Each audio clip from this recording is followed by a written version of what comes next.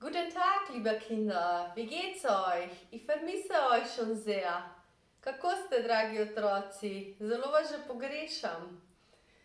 Ja, wiederholen wir heute ein bisschen Begrüßungen. Ponovimo danes pozdrave. Was sagen wir am Morgen?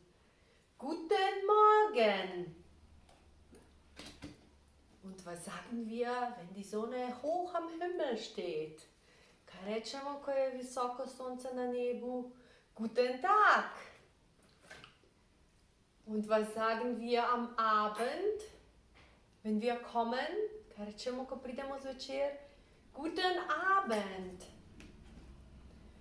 Und was sagen wir, wenn wir schlafen gehen? Gute Nacht. Und wenn wir gehen, sagen wir Auf Wiedersehen. Und was sagen wir zu unseren Freunden? Kako pozdravimo prijatelje?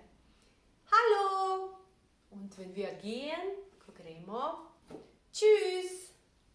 Tschüss, liebe Kinder, bis bald!